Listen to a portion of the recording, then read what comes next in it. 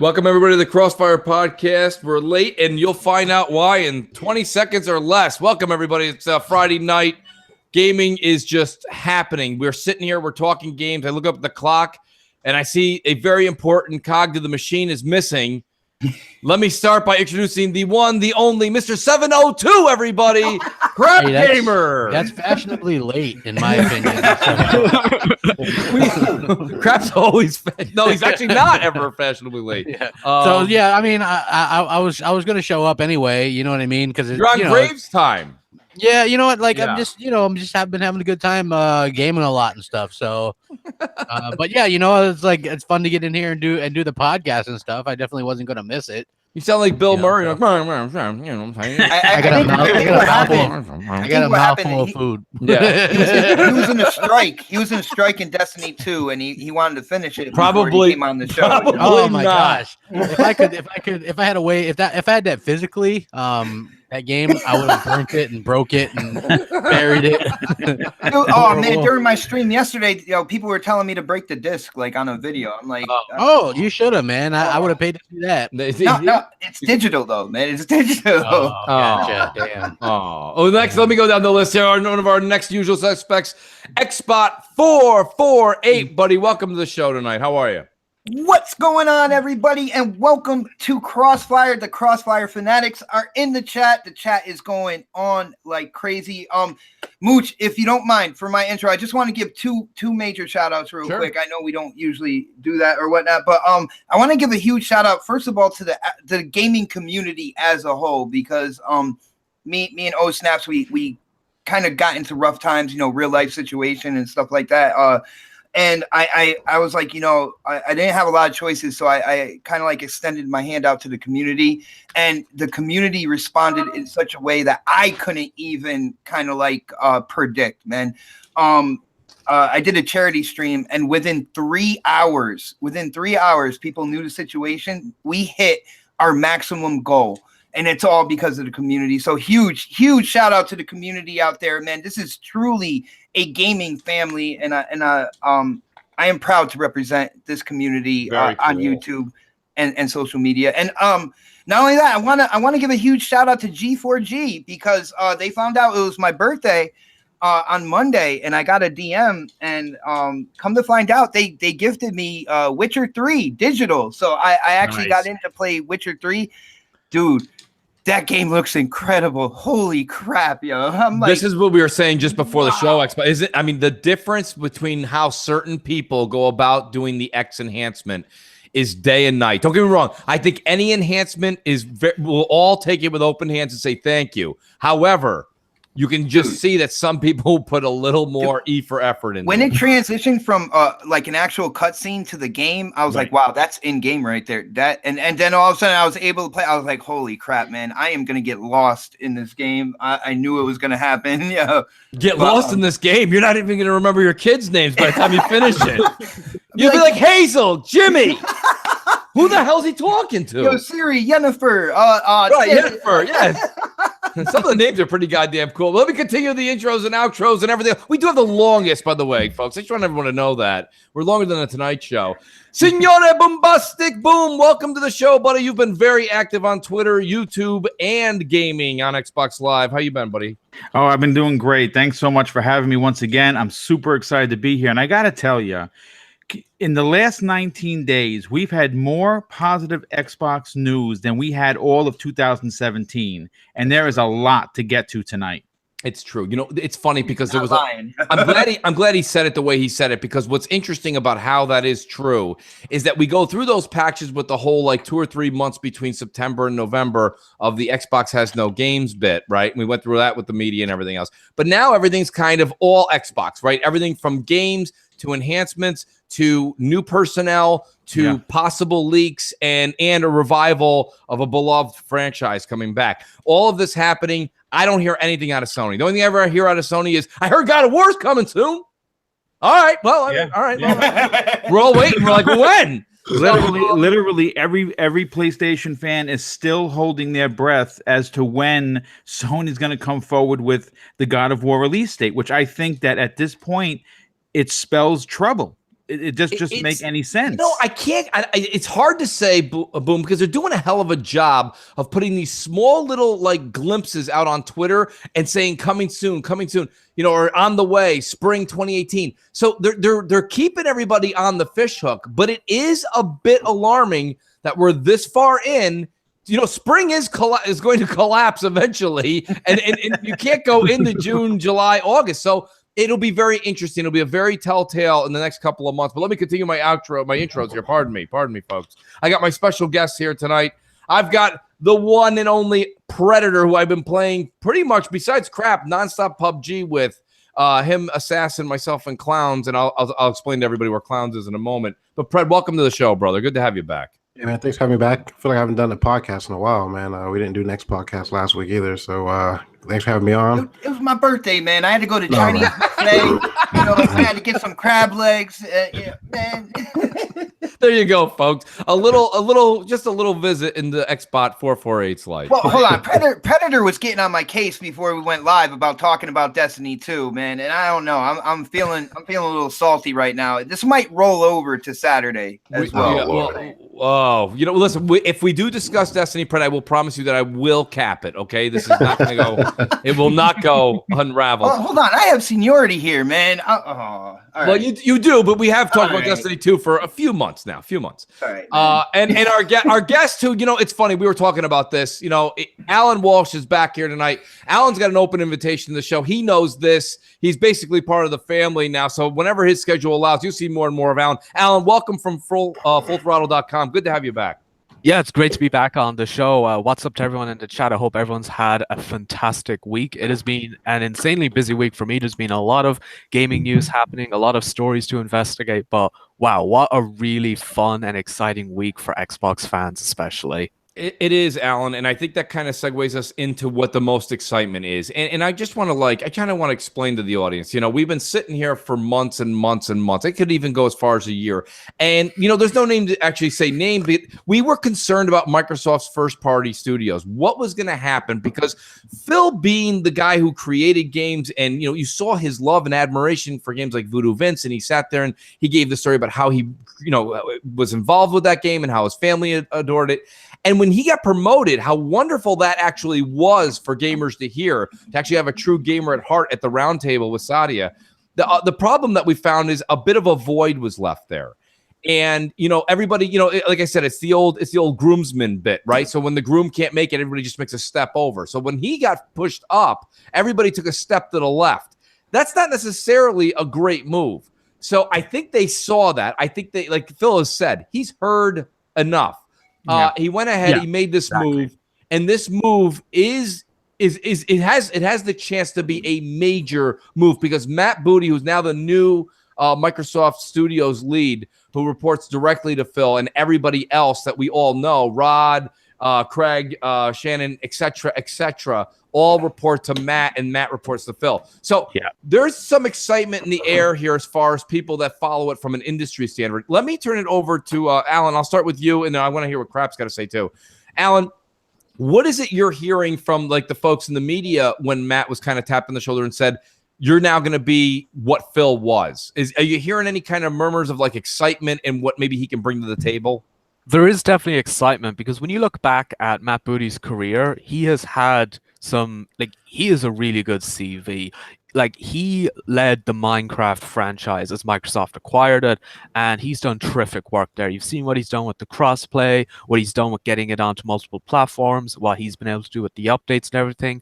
He's really brought Minecraft to a good place. And a lot of people doubted Microsoft when they acquired Minecraft. They were worried what was going to happen to it. But then you just see the terrific work his and his team done with Minecraft, and you look at where it is today, it's been terrific. But he's worked on other Microsoft games as well. Like when Forza was kind of small and growing bit by bit by bit on 360, he worked with Alan Hartman to get that franchise to where it is today.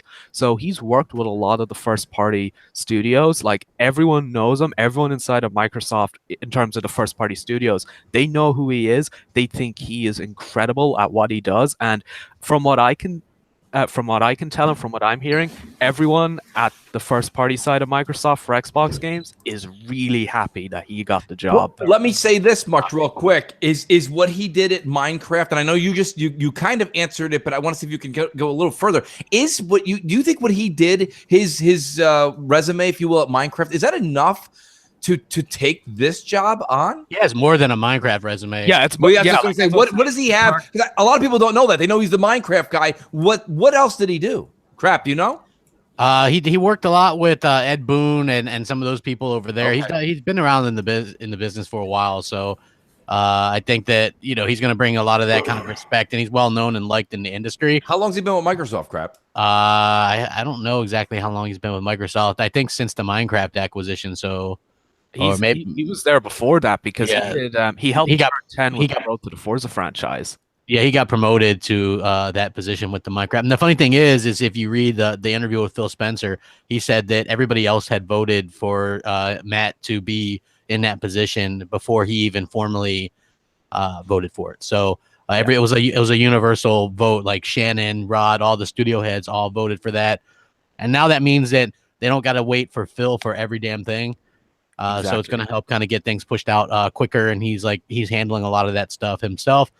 That's going to be good for Xbox. Just getting those games, not having to go through Phil for everything or Shannon. Oh, thank God. Yes, that was actually going to be my next point. Crap. Yep. Yeah, I mean she's still there, obviously, but her role is no longer head of whatever. We said this. Go ahead, Alan. Shannon Loftus was always the head of global publishing. And she's still the head of global publishing. That hasn't changed. Okay. Well, she just now reports to Matt Booty. And this is what we talked about before. We didn't know all the ins and outs and what everyone's title was to a T. But Shannon has been there for a while. And whatever she's done prior to this last project, she's done very well. So I think the fact that Matt's there now and she gets to go back and focus 100% on what she used to be good at, you know what I mean? Let her go back to doing what she excels at. And I think that goes for everybody, no matter where you work. I don't care if you work at the post office, McDonald's, Reebok. I don't care where you work, okay?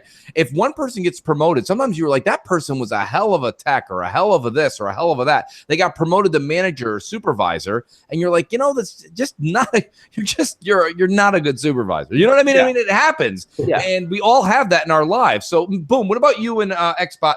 What are you guys thinking about these changes? Pred, same thing. Chime in. Excited to hear about Booty? Well, here's the thing. We've all talked for months. It seems like we've been talking for years about this, and I'm only on the show since June. Okay, right. So, there was Microsoft was going in a direction that we were all extremely unhappy with, and you know what? We the reason why we come on the podcast each and every week is because we love Xbox, right? We want to see our platform perform with the best of them. And I think that this promotion proves, especially in the recent interview that they had with Phil Spencer, where he said that, yes, he's not deaf and that he's seen the meme. I mean, come on. That's kind of sad. Yeah, I was just going to say, Crap did a video that I just watched and talking about that this guy is sitting at the round table of Microsoft, and he's aware of this sad meme that people made. So you know what? I think moving forward, every Xbox fan is going to be able to put their head up high and say, okay, we have the power now, and now we have the games. What I'm interested to see is, and I know that you've said this as well, Mooch, once they have the power, once they have the games, what is the media going to say next? Right. Where do we move? And I know everyone says move the goalposts. It's not just that. What would be next? And it's really just gone 1 to 2. Now, the ironic thing that we have, Boom, to answer your question, and as we say that, we'll ask Xbot to please silence his cell phones and enjoy the movie coming up. I was trying to do movie phone. No, but what I want to say, I don't even know if it is Xbot, but the whole point is this. Now you have the hardware and the software kind of being attacked by Microsoft in 1-2 uppercut punch. Yes. Okay. Yep. So last year, November 2017, the X comes out. Now we're going to see what Microsoft has to unfold at E3. And with that being said, does that give Sony any leverage right now? Being like, well, we're making games. Microsoft can come out and be like, well, we just showed you, 6 new games. And they need to show a lot. I mean, maybe 1 or 2 new IP, and then show us maybe some revitalized games coming back that we haven't played in a while. They need to have something to combat what Sony's showing it at their E3s. And I think now it's going to be very, very hard, unless we go back to sales. Okay, don't forget, you always pull sales out of a magic hat. Okay? At the bottom of Mary Poppins' purse is always sales. I'm surprised they haven't issued sales figures this week, to be fair. Yeah, it depends. It depends on what you're talking about. I mean, Sony usually, they love to. Well, you know what they got to do, though, Alan? See, me and Crap used to say this years ago. I think they hold that sales thing for just before Microsoft. Anytime Microsoft has anything, I'll give you an example. March 19th, 2018, the day before Sea of Thieves launches, you will see a sales figure come out like you've never seen before from Sony. Whether it's the end of the quarter or not, you're getting some sales. I think me and Crap have been talking about 2018 for a while, and it's looking to be a huge year. I feel when it comes to E3, I feel like they are gonna kind of like tease that Fable, because we know Fable's not gonna come out this year, right. But dude, it's when it comes to Xbox and games and stuff like that, I know people have talked about 2017, and all of a sudden, when the games kind of dropped off a little bit, the wolves started kind of like drooling at the mouth and stuff like that. And that's all we heard all 2017 was the fact that, Xbox has quote unquote no games. Nope. But I look at the entire scope of it, and I feel like, Xbox has done really good when it comes to exclusives, when it comes to, sequels to franchises that we all love, when, the Gears, the Halo, especially Forza. I mean, and you look at what's coming in 2018, if Forza Horizon 4 is in Japan, you already know about the Sea of Thieves crackdown, stuff like I feel like they're doing even better than they've done, 2016 and before that. And they did a great job in those years as well. So I feel like we have the most powerful system, and we're just going back into the games that you have the right to feel like that, because there's actually some merit behind it. And I know, we were talking about it on Crossfire, we've talked about it on Xbox Nation, is what we kind of get into is what happened. I thought Halo was coming out this year, and I said, listen, it's okay, everybody. It's okay, because here's why I'm excited. The same reason that when Microsoft did their whole thing in 2013 and everybody was booing and hissing and throwing tomatoes at poor Yusuf Mehdi, okay, when they were doing that, I was actually okay with the fact that we were going to get an HDMI in. I was okay that I was going to be able to talk to the Xbox. These were things I couldn't do with the 360. I was excited about that. It was going to integrate my entire media output into one box. I like that. What I like here with the software now is by seeing that Gears and Halo, it's not coming out based upon a Swiss watch, okay, we know that Microsoft is going, and Crap made a good point. Everyone wants to make fun of Microsoft for 2017. You're right. There was absolutely nothing sexy that popped out. Nothing, right? Okay. Cuphead, whatever we had Forza there. Forza 7. Forza 7 was sexy. It was sexy, but you have to be like in Alan's caliber of love and affection for that kind of game. That's not necessarily like just every single gamer that's out there. Lucky's Tale, PUBG. These are great games, but again, none of these were like Halo, Gears, that big wow, that shine. Yeah. Mm-hmm. But that's okay. My point is we had a great fall. We had a great holiday. We're still playing all of those games, plus the third-party deals that Microsoft had with this AC Origins, et cetera. We did very, very well. So my point being is that even if 18 doesn't deliver a Halo and a Gears, we can be very excited to know that they're going to give us something, maybe something new, maybe something coming down the pipe that we didn't know about, or maybe a deal they've got cooked up. And then that 19 is going to be a whopper.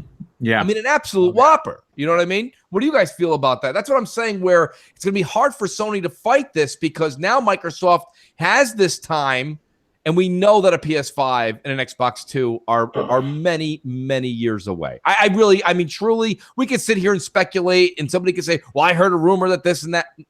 I just don't see it. 2020 is the earliest, maybe even 2021. So 2019. I don't think Sony's got to fight anything really, because they still had the best-selling console. Right, they have sales. I mean, they have sales. They got people really kind of tricked, and hook, line, and sinker when it comes to the PS4. So yeah, they're just going to do the smoke and mirrors thing like they usually do, and just like show you freaking 4 years out and get everybody excited about it. The problem is they don't have anything to talk about 4 years out anymore because they've already talked about it for the previous 4 years. So that kind of could backfire on them a little bit. It's like their internal studios, we know what they're doing. It's like Detroit Become Human is what Quantic Dream is doing. GT Sport is what Polyphony Digital is doing. Naughty Dog's doing The Last of Us 2. Death Stranding is coming from Kojima's studio.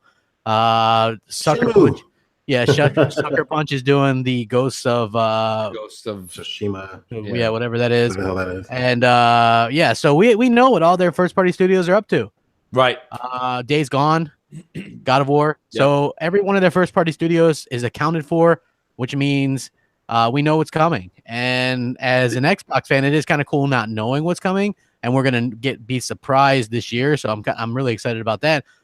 But at the same time, even if there wasn't this no game narrative that there is now, it'd be something else. Right. It's always something. That's the depressing part. As you know, that's what we do. We talk about games and stuff. The depressing part is it's just it's always going to be something. Yes. Right. Yes. It's inevitable. And I think that gets kind of old. You know what I mean? Just as a fan of gaming in general. Yeah. Just hearing that narrative, and I look at my Xbox and I see over 500 games. Right. And like over 12 terabytes of storage. And to hear people go, oh, there's no games. I think that, part of the problem is that media just as a whole, not just gaming media, any media, if you guys remember, and I don't know how many younger folks we got in the audience that will be listening to the show, but a lot of you guys that are like, let's say 25 and younger, you guys are all like, oh no, this is the way it is. But you go back to 80s, 90s living, right? Like the media, the news was the paper in the morning, the 6:30 news at night, and maybe something at 11 o'clock. Now you've got media and news coverage it's 24/7, 365. Doesn't matter what day it is. And it's round the clock. So what you have is what Crap's saying. They have to have something for tomorrow. So most times, what makes news? Negative. So negative news makes business. So you have like Crap saying it's inevitable.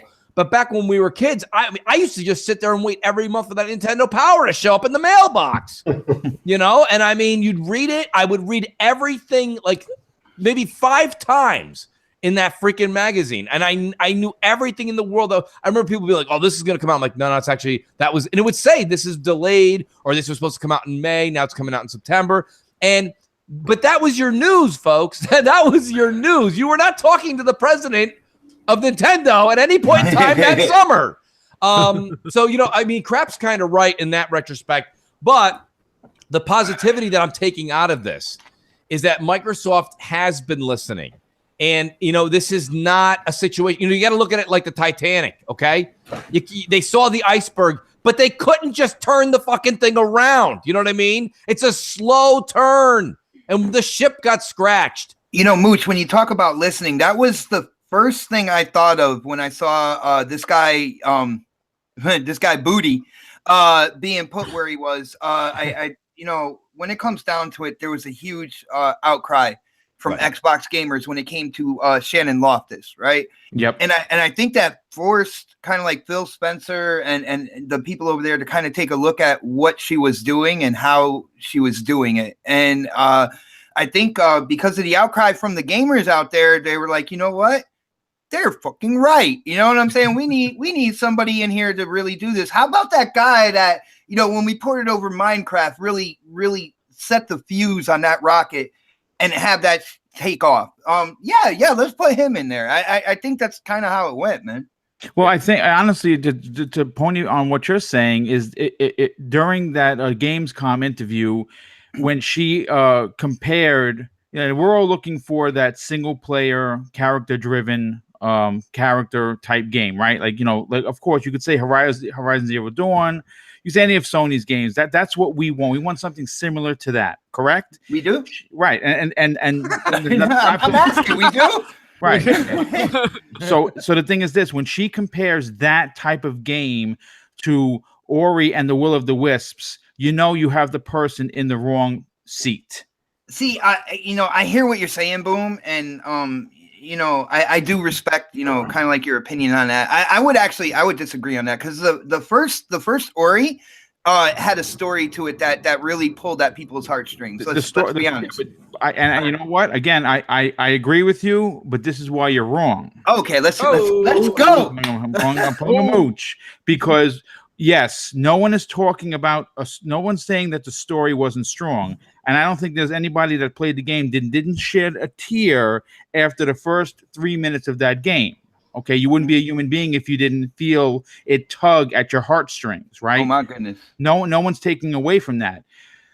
But you cannot compare Ori and the Blind Forest to Horizon Zero Dawn or The Last of Us or God of War. All right, check this out. Boom. You really cannot. When you're saying I want a game that's like those, you're talking about a third-person perspective game, open world, small world, Sony platform, the Sony template. That's all that is. Yeah, but see, all their games are like that. Here's that's right. When I look at this, like, single player experiences, they're all well and good, and it just seems like the more and more we move into the future, it's more about that multiplayer, even to the point where you look at what happened with PUBG on PC, and there's no story to that whatsoever. They're just dropping 100 people in there and like, yo, you're fighting for a chicken dinner, and it went nuts. So there is a place for single player experiences and stuff like that, but I don't want to fall into that line of, well, Sony has that, why don't we have that? Or Sony has this, why don't we have this? Because I feel that we have a lot of multiplayer experiences that, guess what? That they Sony doesn't have. Yeah. And I would absolutely agree with that. But again, the whole point of my comment wasn't so much to say that I want what Sony has. I own all the systems, so I have everything. And so that's not a problem. Well, the issue that I really take so much is that I'm glad that Shannon Loftus is no longer going to be in charge or making decisions. You don't want to promote that Disney game or anything? No, again, and that's when okay, look, again, and nothing against it. I've actually, no one ever wants to see someone get fired or lose their position. And I've said that publicly. I've said it privately. I don't hate her. I don't know her. I only know her from, what she presents when she's up on stage or whatever. But I really think that, she's better doing the job that she was doing before, and leaving the first and second party decisions to a guy like Matt Booty is going to benefit not only Xbox. I can't get over that name, by the way.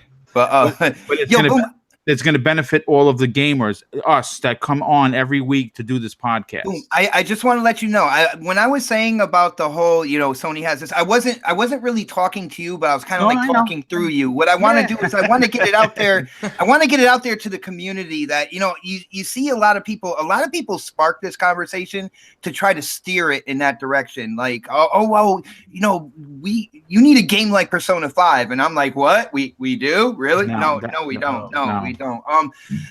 And a lot of people try to steer it in that direction. Guys, like, we have a lot of great games on the Xbox, and we have more coming. And 2018 is going to be an incredible year for people who do have an Xbox, to the point where I feel that a lot of people who don't will end up having one by the end of 2018. And we just don't want to get caught up in that narrative of, Sony has this, why don't we? Well, you know what I'm saying? Let's look at it this way. Here's a question with the new head there of Microsoft Studios and Matt Booty. What is it that he's going to be able to bring that Phil used to do? What is it that we've been missing for about 2 years? What's been going on while Phil's been doing everything that Matt can do? I haven't really looked into kind of like his whole profile or portfolio or anything like that. But I feel since he was attached to Minecraft at a point in time where, it came over to the 360, and you've seen how it has evolved on console, and it's really not slowing down at all. In terms of evolution and progression, and possibly even to some point marketing as well. It just sounds like, you have somebody there that is has a really good eye on the gaming community and how it's moving forward, where I don't think Shannon had that eye. I don't think she really saw what the community was looking for, what the community was interested in. And I feel with this guy, you'll have somebody who can see see the overall view a lot more. So that's really good right there. You needed somebody to handle all the studios, and that's what he's doing. So I mean, I think that's the main point that I think people should take from this. Is no longer Phil running around like a chicken with his head cut off. Everything does go through him, but like somebody can make he can breathe the now. little decisions. Delegated his authority to somebody else. And I think they made the right decision because like when that spot became vacant, like the two people in question that have been on the hot seat for the past year or so, Greenberg and Shannon, those people might have gotten a position like that at one point in time, and instead of promoting one of them, they went ahead and got somebody else and put them in charge of them. So I think that was like the good move for Microsoft to do. No, I totally agree. And I mean, I think that, listen, overall, this is well received. Everybody's pretty excited about it. I would have, my only thing is this a good thing that we, again, hired internally? Is everyone okay with that move? This is just a question. It's not really that I have a feeling either way, because Matt, to me, again, much like Xbox said, I didn't pull up his resume. I haven't looked at everything he's done. I know roughly what he's done in the past few years, but I'm saying, like, here we are again, we're hiring internally. A lot of times we refer to the gaming industry to the sports teams we all love, right? So like if you fire the head coach or you move the head coach to the offense, you don't necessarily just want the offensive coordinator to make a move to the left, because those two are like, bosom buddies. So, but I think in Matt's case, this is something completely different, right? I think he brings a whole new element to the table. No, Mooch, with that analogy, I can hear you with the offensive coordinator, but you got to admit, there's been points in time where the defensive coordinator came in and changed the entire aura of the team. And so we might be looking at that as well. So, well, let's switch it up a little bit. Keeping with Microsoft and, the administration, the way they have it set up, Phil came out and he made a couple of very, very strong comments about E3 and saying that he's going to have big plans and they will change E3. And, crap, we always go back and forth with, will they make E3 longer? Will they go after Sony? Will they do this? I think he just means they're going to show stuff that's a little bit further out. Right. I actually think we're going to see a lot more first-party stuff at this year's E3 than ever before. Like, I don't think we're going to see a huge amount of third-party games this year. Don't we? Well, what about part of it, though, Alan, that we're hearing is that, Phil's going to lock up some third-party exclusive deals. Yeah, and that's fine. It's rumor, folks. Yeah. Rumor. But I think we're going to see less of just third-party games on stage that are just marketing and there's no exclusive component, if you know what I mean. Right. I mean, I was thinking more along the lines of, I like to, you talked to Mooch 3 years ago, and I would have been like, I'm thinking like stars and craziness, and this is going on, and that, right? I'm seeing stars, and like now I've kind of calmed down. I'm thinking when he says he's going to change E3, I was thinking, what did they do? They were going Monday morning. Then Sony was going Monday night. Then last year they went Sunday night so they could have, their idea was, let me get 24 hours of press out. They should keep Sony Sunday. Goes. That's for damn sure. I say go Tuesday morning. What? To be honest. Yes. Let Sony go first. Yeah. And then let Microsoft react to them. Yes.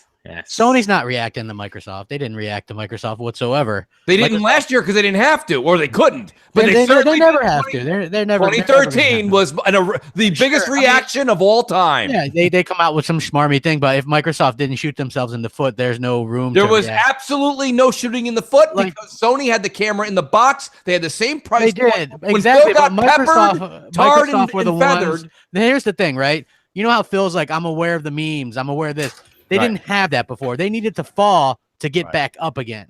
Yeah. That 100% needed to happen. We couldn't have went on with Matrick and been happy as Xbox fans. That was never going to happen. There is no need to go after Sony. Sony goes late at night. Go trailblaze, blow people away. Everybody talked about Microsoft's thing a whole 24 hours before Sony. In the minute Sony was done, they proclaimed Sony the victor. No, nobody proclaimed Sony the victor. Every media outlet did. No. Everybody was like, "Hey, that was more the same. What the hell is up with that?" You have videos saying that they said Sony was the victor. This last year, it was Nintendo. Or Nintendo. Okay, or Nintendo. I actually have to agree with Crap there because I was at E3 in person. I kind of saw a different perspective to everyone else, and from what I could see in person, there was a lot more hype for Xbox. A lot more hype for Xbox last year. Like the Sony stuff didn't gain the traction that people expected it would. I'm agreeing with you, Alan, but I'm 3,000 miles away from that, and from over here, the next day was all, man, I don't know about you guys. How did you feel, Mitch? Ryan? Oh, yeah. I felt like Sony killed it. I did too. And they only had to do it in 60 minutes. They knocked us dead in 60. You know what I mean? Like, that's what we saw over here, you know? So, I mean, I agree with what Crap's saying. I feel like he does. I feel like you felt being there. I thought Microsoft knocked it out of the park. You know? Yeah. I mean, you could, like, it wasn't perfect, obviously. It wasn't bad. Yeah, I mean, like, doing a third-party game to end on seemed a bit depressing. I like the fact that they kind of took what Sony did originally and had a nice spot for some of the more interesting looking indies. They showcased the 4K HDR aspect of the Xbox One X. Yeah. Of course, the price of the Xbox One X got leaked and kind of deflated that a little bit. So honestly, though, like Microsoft needs to do that again. Go early, and just kill it with games. Well, I think Sony's gonna do what they're gonna do. They're gonna show Last of Us 2 footage, probably something in game this time, and Ghosts of Tsushima. They're going to show that again. You know, it's something that people forget about Microsoft's conference last year that blew me away personally is that they got to announce a new Porsche car.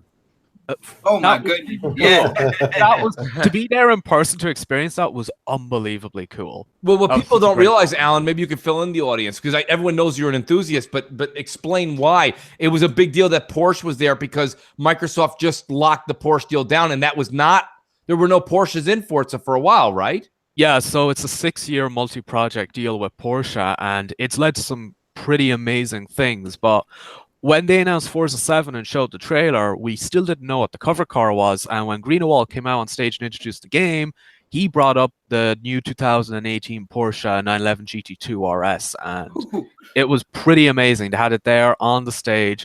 They showed it in the game. And it was a really iconic moment because never has a car been announced at a gaming conference before. Porsche literally let Microsoft announce their car. No one has let Sony announce a car for them. I don't think a lot of people know the impact of what you just said. I don't think most people know that impact because the automotive media who normally only cover car stuff are suddenly writing about this announcement at E3. Right. Well, it also shows the respect that the automotive industry has towards Turn 10 as well, and the quality of a racing game that they make. I mean, to see this kind of like never before like done thing. I mean, and you look at what they did with the Ford GT with Forza Motorsport 6 and whatnot. Like they are ingrained in that automotive industry, and you can tell, man, there's just nothing but respect there. It goes beyond gaming, and like their attention to detail in their video games. It garners respect from the actual automotive industry to the point where they're allowed to do something like that. That's insane. Let me just, and I think Crap did a really good job of defending his case, and Alan, outstanding, coming up to the stand and saying this is why Crap is right. My only defense in what I'm saying is this year coming up, I do happen to agree with Crap that it doesn't matter. Take Sunday night again, take the full day, enjoy the media Sunday coverage. night is great. That's fine, but hear me out. Somewhere along the lines, when you continue to go in front. Let's listen. You guys don't want to hear me? Listen to this. We all went through high school, okay? You never wanted to be the first guy to present. You know why? Because the teacher was like, could you stand a little over there? No. You got that thing wrong. No, turn the projector this way. No, do this. When you're 5th, 6th, and you see all the blunders, then you go up there and they're like, wow, that kid, even if that kid had a half of a presentation that you did, when you went first, you got interrupted 8 times because shit was wrong. What I'm saying to you is this. How many years does Sony get, even if they get that one little thing? Remember, guys, we are talking about a media that's got 7 million cameras on Microsoft that day. When they make one mistake, they pounce on them like a bunch of piranhas with a paper cut on a finger. They're all over them. And what the point being is, if I'm Microsoft and I'm the one that's like, let's not forget who the hell I am here, okay? Like, can I go after them? Let them foul up one time, and then we can be like, oh my God, we were gonna do this at whatever. No, we're gonna change it to that. We're gonna be the reaction and be the darlings for a year. You can never be the darling when you're being the guy who goes first. It's hard. Mooch, I I hear what you're saying, man, and you make a strong case for this, but at the end of the day, when you talked about doing the presentation in class, like, well, if the first kid that goes up there is so smooth with it, like, it doesn't matter. He'll cut off the teacher at that point in time. I think at the end of the day, I feel like they might give it to Sony anyway this year.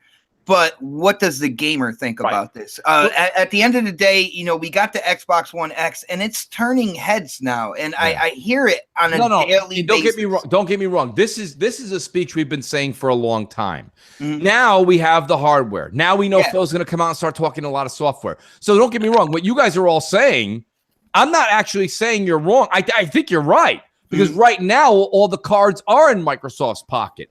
But when you had a situation, especially with a new console release, okay, let's fast forward this conversation to 2 or 3 E3s from now, when they're both going to start to release and talk at E3 about the next generation.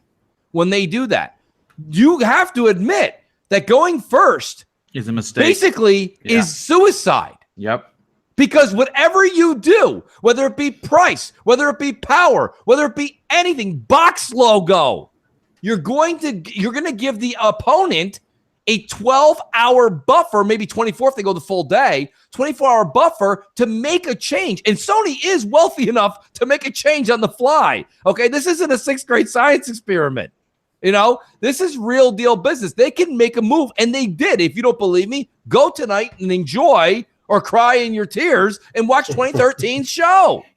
Mooch, again, making great points, but what I think is going on with the Xbox One X and what they have done with the architecture there, when you're talking next generation, and I feel like Xbox, what they cemented that whole power thing going on for years, even going into the next generation, because all you're going to do really is take the CPU out, take the GPU out, put in Ryzen cores, right? When it comes to the GPU, you're looking maybe with more Navi technology and anything like that. Right. And you have the DirectX 12 physically in the hardware.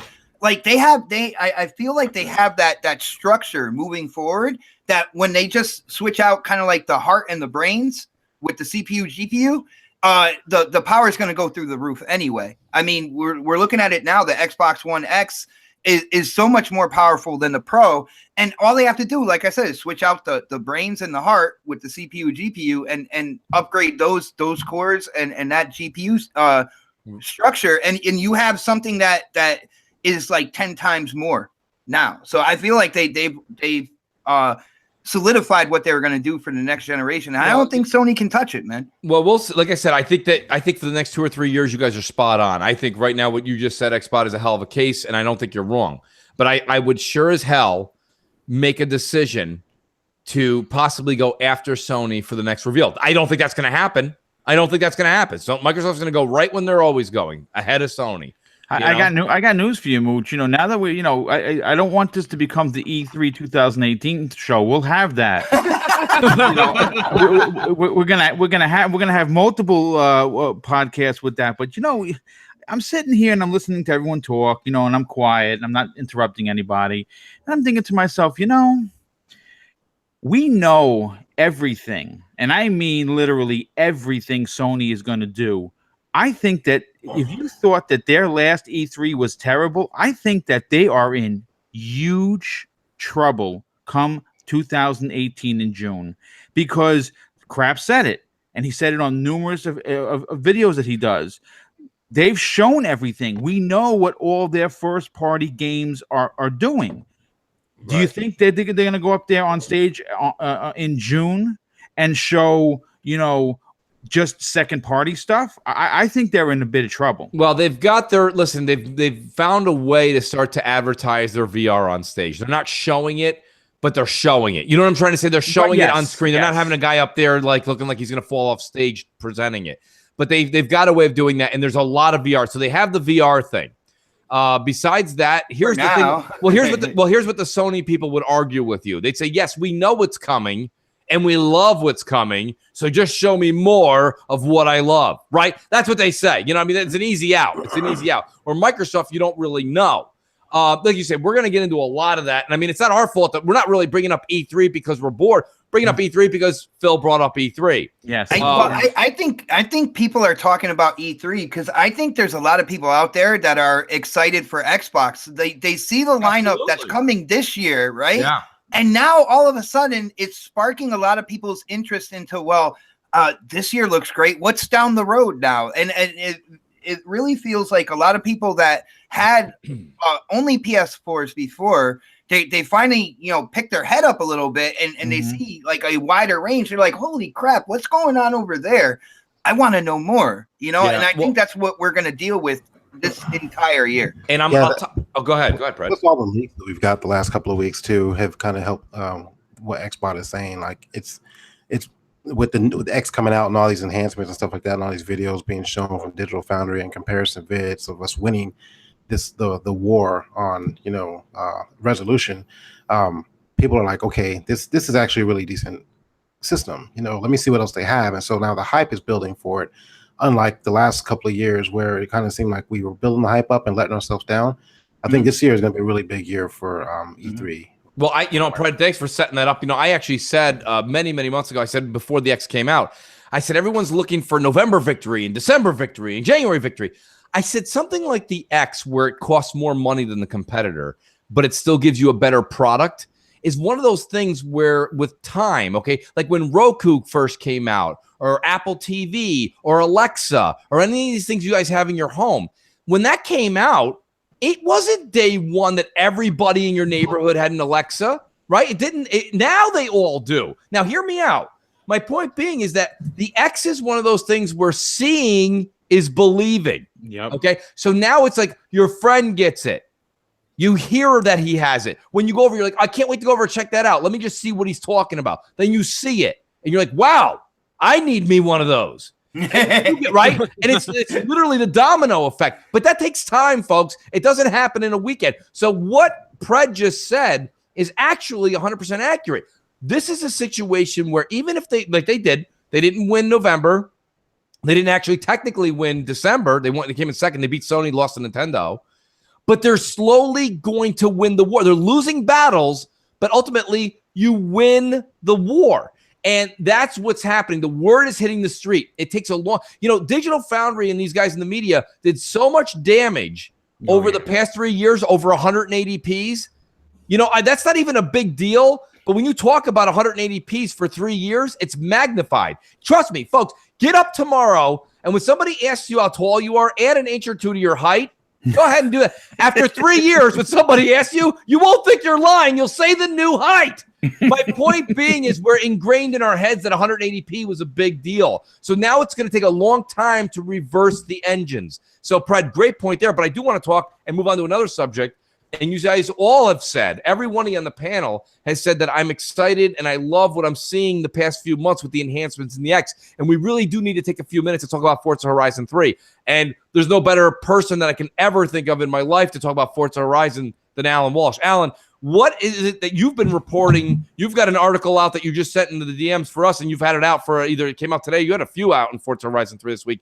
What is it that you're seeing that Playground Games delivered that I don't think many others that are doing some of these, even the third-party teams that are very, very well known, aren't putting out when we get our X enhancements? It's just the fan service. This wasn't just a simple upgrade to 4K. Right. There were so many enhancements made. Like the draw distance has been drastically increased. You can see far more when you're playing, far more highly detailed assets now render in when you're playing. Mm-hmm. The reflection detail has been vastly improved. The shadow quality has gone up. Everything has gotten a boost, and they've retained the best anti-aliasing that you'll probably find on a console game. And the work they've just done to bring it up to 4K to maintain a solid, smooth 30 FPS, which I should actually note, they've added an increased level of motion blur to try and kind of mimic a 60 FPS effect. And it works quite well. I was really impressed by it. It's just fan service, If you haven't played Forza Horizon 3 yet, you just have to get in on it now. And if you have played it, you need to go back to it because this update is just brilliant. I absolutely loved it. I think it's the new showcase for 4K. Like when you go to a store and you see all the TVs being demoed, this is the game that needs to be on them, because this like is almost a system seller. It's just fantastic. It's a great update. Alan, when you bring up the shadows, that's something I know with talking to the Don on next podcast, he talks about shadows and stuff like that. And a lot of times where a developer will cut a corner like to produce like an even greater effect is in the shadows in terms of the resolution. And totally. I heard Playground talking to Digital Foundry, and they actually, the resolution of the shadows themselves are 4K. They are native 4K. So to hear that, even down to the detail of the resolution of the shadows, that they put so much into this, and knowing that this is a Forza Horizon 4 year, dude, I can't agree with you more that this is absolute fan service. Good point, Xbot. This is tremendous publicity for Playground and Forza Horizon, isn't it? Oh yeah, definitely, totally. Dude. And they just gave the entire package. And I love the fact that, with Playground being, so close to Xbox and Microsoft, they got the dev kits earlier than, third-party publishers and stuff like that. But yet they took their time and they made sure that they did absolutely everything that they could do. Fan service, they have a title coming out this year as well, which they could probably stand alone on, but they didn't kind of like negate the people who had bought the third iteration of Horizon, and they gave them something absolutely special. I mean, it's something that you got to respect these developers for standing by the community and the people that support them, man. Well, the one thing, and Boom, I'd like you to talk about it a bit. You said you've got 20 plus hours into it since the upgrade. Shame on me. I have not played the Blizzard Mountain. I have it. I own it, the DLC. I have played Hot Wheels, but I'm hearing the Blizzard Mountain is actually stealing the show. It is. Here's the thing. Now, I will admit I only had about maybe 20 hours prior to the update. Not because I don't like Forza. It's just that it's one of those games that came out at a time that there's so much out that you play, you try to get through it. Every time there's an update, you play the Hot Wheels, you play the Blizzard Mountain. But then this update hits, and I'm like, okay, you know what? Let me see what the rage is. I could not put down the controller at all. I'm being serious. Like, and here's the funny thing. What I think a lot of people don't get about Forza is your friends that are there but not there.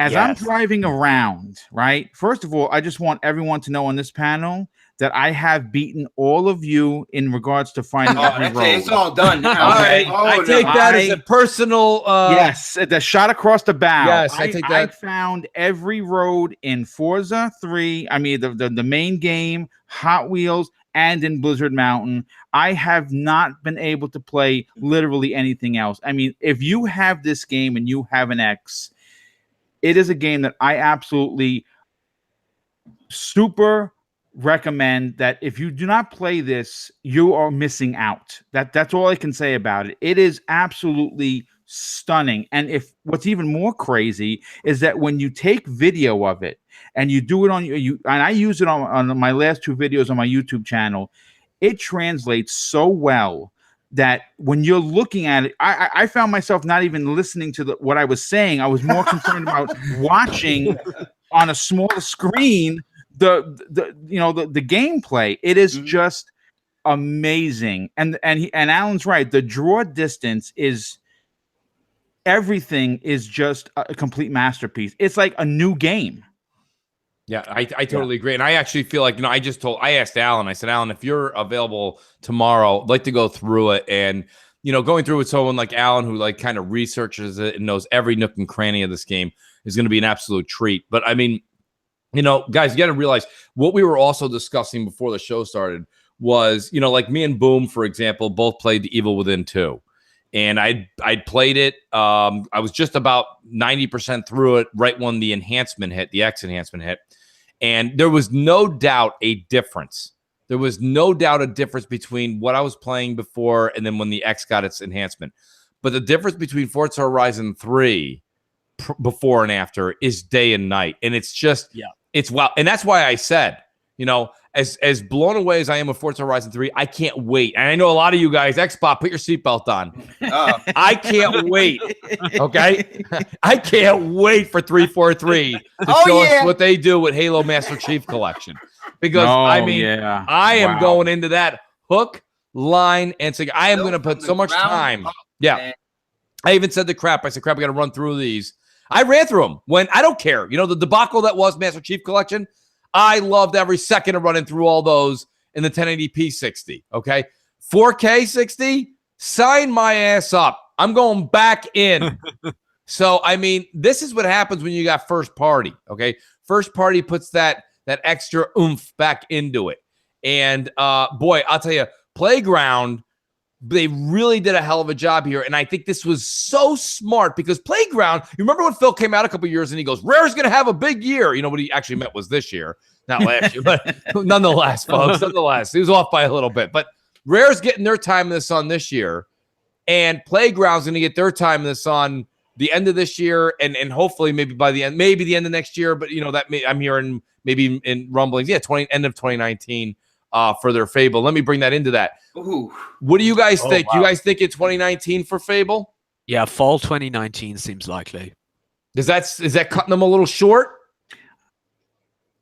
I don't know. You know what? I don't know. I mean, they did hire 200 plus people to work on this, and they're still hiring them. And there you go, Alan. And they're still hiring. So this, you know what? I think it's safe to say that the new Fable, whatever it's going to be called, whatever it's going to look like, if it's going to have charm of the original, if it's going to be more adult themed, if it's going to be darker, we don't know. But I can tell you this next Fable by Playground Games is going to be standing in the rest of the pillars of the Gears of War, the Halos, and the Forza series as another pillar or another gem in the crown of Microsoft. And I am, again, just looking at what they did on this update, could you imagine if they're working on this from the ground up using the power of the X? It's just unbelievable. Boom, yeah. You make a great point on that. That's one of the things as we're going on this year, and it's becoming more and more kind of like second nature that Playground is actually making the next Fable. You look at their attention to detail and what they have done with the Horizon series, and I know there's some doubters out there. It's like, well, they only do car games and stuff like that. Can you imagine if the next Fable is using the Unreal Engine, and what Playground can do with that? I mean, we saw kind of like what Lionhead was doing with Fable Legends and how good that looked, but let's be honest here. Like when it came to Fable looked good, but like in that genre, they weren't looked at as like the Playground games of looking good when it came to like the kind of like fantasy RPG element. So I'm really excited to see what Playground can do with this kind of like with this type of game, and possibly using like the Unreal Engine to make it, because they use their own kind of Forza based engine between Turn 10 and then Forza Tech. So I was just thinking, could they possibly create their own special bespoke engine for this game like they've done with Forza Tech? I didn't even think about that, dude. That's amazing. That is a real that is something. Build an engine that can be used for all like first party story driven action RPG games. See, if you're going to build an engine, then I wouldn't think that 2019 would be viable for the release of this game, though. I'm thinking maybe an Xbox 2 launch title. Yeah, and when it comes to it, I don't think Xbox is going to rush this either. They're not going to rush it. I think they're going to let the developers take their time. I think they're going to dangle it in front of people, because people want this title. People have been clamoring for another Fable. I'm hoping it's a reboot, so this way it doesn't go. Because I feel like Fable 1, 2, and 3 went way too fast into time. They didn't, and I think Peter Molyneux said the same thing. He said that. He said that was a mistake they made. Yeah, and I that's one thing when it came to Fable 3 that kind of like it was one of the downsides. I love what you guys are saying. I think everything you're saying holds water. I just want to throw a quick little stone into the pond, make a ripple. Okay, let me make a ripple. My ripple is this. I thought one of the greatest things to happen at the end of last generation, and I may be alone here, but everybody knows I'm a Last of Us fan. By Sony putting out that major game title just before the new consoles launched, when everybody thinks back to last gen, they think about the PS3 and how it ended strong with The Last of Us. Yeah. I say Fable comes out the same way. And I think Last of Us 2, by the way, is coming out the last year of this generation. I think Fable comes out at the end, and when it goes out, and you're like, boy, you know, Xbox One had a hell of a rocky start. Yeah, but you remember that Fable game it ended with? Yeah, I remember that. You know what I mean? Like, that's kind of what's going to happen, and that's that flavor you leave in someone's mouth. That's what it's all about, folks. You got to remember this generation will not go quietly into the night. But Mooch, with that, even on top of that, like I agree with you wholeheartedly. That's what's going to happen. I'm going to be in your corner with that. Yeah. But with Xbox's way of thinking, and like what I said about the architecture and moving forward to the next generation, like even that title, because they're going forwards, backwards compatible, you know, Xbox One all the way through. So people who get that game, you know, they are also going to tout, hey, look what it looks like on the Xbox One 2 or whatever the hell they're going to call it, right? Yeah. And exactly. It's going to have like so much more advancement going into the next generation that it's going to be kind of like that way early like launch title. You can play it on the Xbox One X, but look at what it looks like over here as well. And everything comes with you. It'll be a great marketing marketing tactic. It's good for the gamers. It's really gamer centric. And I think they're going to really tout that moving forward, man. I just want to say this too, and I want to hear your guys' opinion on it. There was an article out and there was coverage on IGN. I know Crap did a video on it too, where they were saying that the success of Horizon Zero Dawn, is what actually sparked Microsoft's interest in revitalizing the Fable franchise. For some reason, I don't think necessarily the sentence is wrong. I just think some of the content in the sentence is wrong. I don't think it was Horizon Zero Dawn. I really don't. I mean, you're going to tell me that Horizon Zero Dawn is what sparked that interest to get Fable back? I thought it would be more like, you know, the Uncharted series or The Witcher or something. Yeah, somebody else. I think what they actually mean is single-player games in general, the success of single-player games this generation. Yeah. Okay. Everybody was talking about Horizon Zero Dawn. Not only that, but you got to also remember that Horizon Zero Dawn, what they say, it sold 4 million. And that's not incredibly well, like a ton for a big-budget game like that. But what they got, which was more, was actually much better than sales, is word of mouth and that good gamer like white knight thing again. You know what I mean? Like if we want our single player game, Sony's got us covered. Thank God for Sony. You know, it's like that thank God for Joe Dirt moment. Thank God for Sony. They still do the first players, the single player stuff. They're not trying to milk us for loot crates like Microsoft, you know. So you know, that's what Microsoft can achieve. You know, they come out with a big budget Fable. People are like, you know, like, wow, well, who knew? We thought they were just doing games as a service. So they can get that goodwill. That's what it's all about. It doesn't even necessarily have to be about making money back on that, but just goodwill and people see that they're trying, I think, is what they need. Totally agree. And I mean, I like the fact that they're doing this. I mean, look at, you know, remember there was a lot of arguments that people had made over the past couple of years. What we had the single player versus multiplayer, and that's just a ridiculous comment to make because single player is never going away, folks. It's never going away. Video games were built. They built this city on single players. Okay, I got the song playing in my head right now. Yeah, me too. They built this on single player. Multiplayer came out as a matter of fact after the fact of single player, and it just goes to show that there is harmony, that you can have both, and neither's going away, folks. If you're a single player only guy, you know, stop pointing the finger at multiplayer and being like, that's got to go away. The thing about it is this. Do you guys, and I made a joke of it on Xbox Nation 2 weeks ago, and I was making the joke with Crap and Dealer, and I said, but one of the things I said that we talked about 3 years ago that nobody talks about anymore. And let me explain it. Now I have a little bit of time here, is value. And people are like, what do you mean by value? we used to make a big deal and say, do you remember when we used to have a single player game and then they would just like either there would not be a multiplayer portion of the game, or the multiplayer was thrown in so bad that nobody played it. Nobody. Like people forgot it was even in there. People were like, this is bull crap. There's games out there that I'm paying $60 for and I'm getting a solid 15-hour single player and I put in like 25,000 hours of multiplayer. That's value for my $60. Nobody says that anymore. Now people are perfectly okay with anywhere from 10 to 20-hour single-player game, and then you yell pull, and your friend fucking shoots the disc. You know what I mean? Like the minute you're done, like you're just done with the game. And I'm shocked that we're not going back to this value thing where you should have single-player and multiplayer on the same disc where games used to do that. Go ahead, Xbox. I have the answer for that. It's because Sony drones are controlling the narrative right now, and that's what that's the difference between the platforms. And I feel like Xbox, they are interested in single player. You saw what they did with Tomb Raider, with locking that down for a year. We got another Tomb Raider coming, and there are rumors saying that they might do the same thing. Rumors of Perfect Dark, Banjo-Kazooie. These are all single player games, guys. Right. Yeah. Like they have an interest in single player. I feel like what's going on here is people are trying to push the credit into the PlayStation side again, which I feel like they were already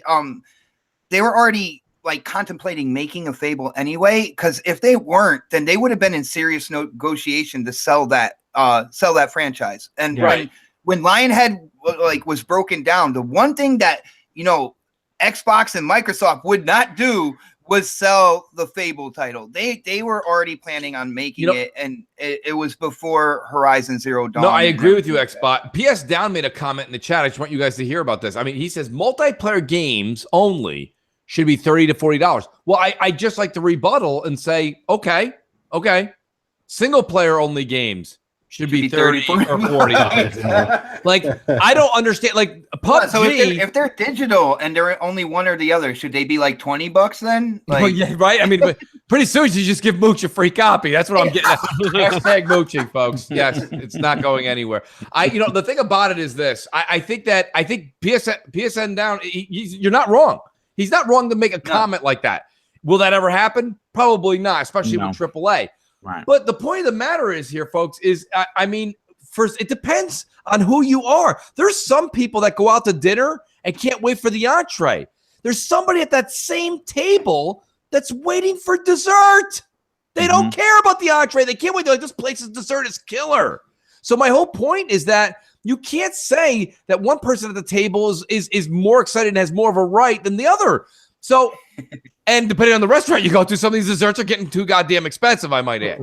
But the point is that like I'm more of a multiplayer. Let me tell you why. I've got 3-4 games right now that I'm dying to kind of get into. And shout out to the community after my Wolfenstein 2. After my Wolfenstein, you know what we should call it from Xbox? We should call it Wolfen Selfie. So the Wolfen Selfie 2. Zing. Zing. But we should have done a dilly to that one. But nonetheless, I think that I want to get to those games, and I'm putting the Wolfensteins to the side. I'm going as much back into Witcher as possible, but I put it to the side. The minute I see like Pred or Crap or anybody on there, I'm like, oh, I gotta go play PUBG. Multiplayer for me is the magnet. I'm lured to it. And that's my calling card. Now, there's the same person at this table that's like, hey, I'm glad you said that, but I'm all about single player. Neither person's right or wrong. But what I'm saying is that if we're going to say multiplayer should be $40, then single player should only be $40. And yes, there's a couple of titles that are AAA that have cost, $100 million to make. Okay, there's a few exceptions. But a lot of the games we're playing that are just single player only, they're not all $100 million blockbusters. They can be $40 too. So, I mean, look at the hours. I got to be creeping close to 100+ hours or near 100 hours on PUBG, and I don't have that on most single player. Even games that I've adored, like Evil Within. What am I? I mean, most I'm up to like 45 hours, 50 hours. Like I'm not, you know what I mean? And that's because I'm playing through it twice. So, what do you guys think about that? PUBG is killing me right now, man. I just want to throw this out here that with being in game preview, right? It's one of the games that has been in high high rotation on my system, and because it's game preview, right, there's no achievements or anything like that. So I'm playing this game. I'm getting chicken dinners or coming in second, third, or whatnot, but I have nothing like in my user interface to show that I don't have an achievement for like 1 chicken dinner or 5 or anything like that. So that's killing me, man. I was talking to some people that are jumping in and out of playing PUBG, and we've been kind of bringing it up. And guys, this is all speculation. So, and crap, I think you'll be happy to hear this. Most people that I was talking to had said that your data is still being collected for the game. So if they add achievements, you could probably get them like if you win or whatever the achievements are going to be, you'll get them retroactively. Yeah, like they're going to pop. So, I mean, God, that's going to be a scary day when they all pop at once, right? Holy shit. Hey, hopefully. I've got 0 gamer score right then and there. Gamer score on the month because it's been all PUBG. So Right.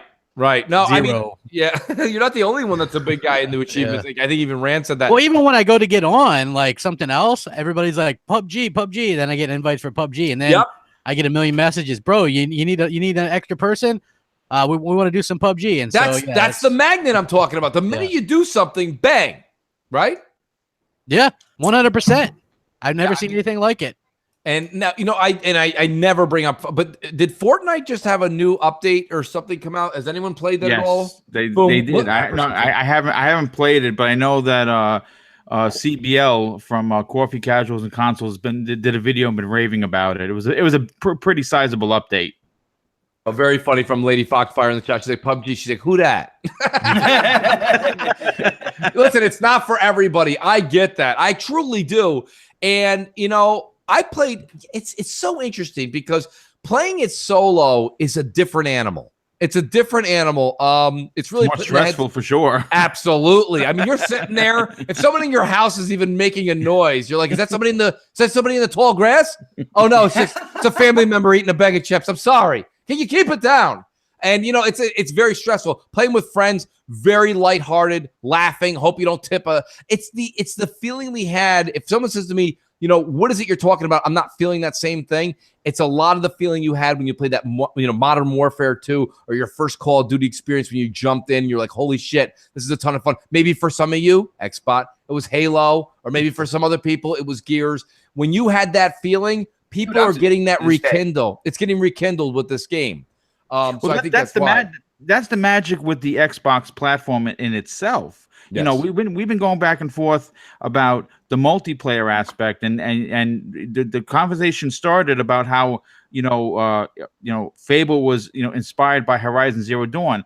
I could almost guarantee there's going to be some sort of a multiplayer aspect to the new Fable, whether that be co-op, whether that be with 4-player. I don't know where they're going to go with it, but I can guarantee you that because it's Microsoft and because they hold both the single player and multiplayer in the same light, you're probably going to get some sort of a multiplayer aspect, which is going to extend the fun in Fable. Whereas, once you're done with Horizon Zero Dawn, you guys know how I feel about it. I love that game, but once you're done, you're pretty much just done. Now, granted, I just started a new DLC, but once that's done, it's done. If they really craft Fable in the way that we are hoping, where they really niche that Xbox multiplayer into the DNA, we're going to have something really special, I think. I just actually, while Boom was saying that, I just entered Boom into the Nobel Peace Prize for being able to handle a game like Horizon Zero Dawn for that long. God bless you, Boom. You're taking a bullet for all of us. Thank you. I gotta say, what Boom is saying here actually makes sense, because if you look at Forza Horizon and what Playground has done, they have implemented a system where you kind of seamlessly go into a world with other racers, right? Yeah. Seamlessly go into an open world where people are just cruising around and stuff like that. So if you take the Fable, like the Fable game, and you add that element to like living world of heroes out there, and then Fable is known for like my adopted brother did a female character that was absolutely horrid, right? I think it was Fable 3. I ended up marrying his character. My character married his character because nobody else would go near him or anything like that, right? So, like, there is that element of multiplayer, of living world when it comes to Fable, and with what Playground has done with seamlessly transitioning people into a living world, it makes sense. It makes absolute sense, yeah. Yeah, no, I totally agree with you there. You know, I want to just kind of let's change subject here for a second, folks, because listen. Usually you bring up Nintendo and people go, no, let's not talk Nintendo. Oh no, there's a lot. No. This isn't. No, we're not gonna sit here and just enjoy some of our cardboard cutouts. Right? What's in the box? But listen, it is the box. You got to understand something here. My first comment with this whole thing is, okay, Nintendo continuously likes to think outside the box. No pun intended. But what I just get a kick out of, and it just gets me so giddy sometimes, is how the media responds to something like this. And it's Nintendo does it, and I'm not saying they haven't been a bit critical, but it's been done in a very loving way. You know what I mean? It's like a loving way. It's like when it's like when a family member comes over and they do something in your house you didn't want them to do, and you're kind of just like, oh, you're not supposed to do that, Tommy. You know what I mean? And it's like, you silly bastard. You know what I mean? Like, that's fine. But like, my whole thing is, like, if Xbox ever said, and now the head of Xbox, Phil Spencer, and Phil comes out and he's dressed like freaking Starscream in a cardboard box. We've got a problem, Houston. Okay, and it's only $80. This is what I'm saying. This is my whole point. So Nintendo gets this pass, and we're going to talk about the product in a second, because who knows? This could be lightning in a bottle. It really, really can. It can be fantastic. But it's also expensive. What is the cost on it, Boom? What are we hearing? You hearing numbers? $80. Yeah, the two packages. The one with the RC car, I think, is $70 or $80. Well, it comes with the bike, the piano, and something else. And I think you're saying the car. That's $70. Right, and then they have the robots. The robot shell thing is $80. $80 by itself. Yeah. I mean, so you construct this thing. You put the Joy-Cons or the screen where they tell you to, right, and then you play the. But from what I'm seeing, the cardboard doesn't seem to have any kind of chipset or anything in it. Nope. What is it? How is it that the box is interacting with the game? How? Go ahead, man. Oh no, I was gonna say the camera and the vibration on the Wiimote. Holy moly! On the Joy-Con is what's actually making this stuff work. Like, for instance, the piano keys. And listen, I'm gonna be honest with you. When you think about it and what it's doing, it is amazing, right? The way the piano supposedly works is that the camera on the Joy-Con sees you pressing the keys and makes the sound based on it seeing you press the keys. That is pretty awesome. But folks, it's cardboard. Yeah. You know, I mean, listen, I'm not a rocket scientist, for crying out loud. I mean, what do I know? But I know that if cardboard gets wet or it gets pressed too much, it's going to bend or destroyed. Listen, come on, $70 for cardboard. It's not cardboard. There's a game with it, though. That's it is. Yeah. It does. But the actual device that you're using is technically cardboard. Yeah, I think like people are like getting freaked out over the cardboard aspect. That's just like a peripheral type of thing. Well, here's the thing though, crap. And let me just I wanted to say this because this is important, and this is Nintendo saying don't even come to our events. They're actually mandating that you bring a kid. Yeah, with it's for kids. It's a little kid thing. But but here's the thing though, crap. There's something that Boom said that a lot of people aren't going to pick up, and some of the panel, if you don't have kids, you don't understand this. You're going to go out and spend $80. It's not just the game, because once the cardboard is destroyed, the essence of the game, from what I'm seeing, is lost. And these kids, we're not using it. Kids spell juice boxes and food and shit, and they bring. I think you're still able to play the game though. Yeah, well, that's the question then. Then that's the question, because you're still able to play the games. But I'm wondering, can you play like the piano game, right? How am I playing the piano game without the cardboard piano? Exactly. I think it's just like, I don't know, but I mean, you're still going to be able to play it, and they're going to make, pretty good money off that. So I think it'll. I have 10-year-old twins. I have 10-year-old twins at the house, and what I saw from this, I saw the gas pedal, which had the Joy-Con underneath your foot with a rubber band. I just think that like people, like Xbox fans and PlayStation fans, are getting carried away with the hate for this thing that like not even meant for us. Or not hate crap because it's hilarious. It's kind of like I don't care about it. Well, no, it's something to talk about. We got to talk about something. Like it's stupid. But I mean, you know what I mean? Though, crap. I mean, here's my thing about it, though. I don't. It's not hate for me. It's like the coach of the Hawks. Okay, in Emilio Estevez's movie, it's a never was. This thing is, it's here today and it's forgotten about. People are going to buy it. That they're going to, well, I think, I mean, people said that about the Switch in general, and it seems like it's doing okay. But I don't think anyone on this panel says, except for Xbox. Xbox, none of it. What I do? You didn't care for the Switch. No, it is the world's most powerful handheld. And on that, it is a complete success, guys. It is. I mean, you know what? Hustle of this generation, man. I think Crap, well, it's funny though, Pred, hear me out. I think Crap said this. So I'll give Crap credit. There's no room for 3 companies to all be selling the same Call of Duty, the same Witcher 3, right? Because then one of them is guaranteed to come in third and fail.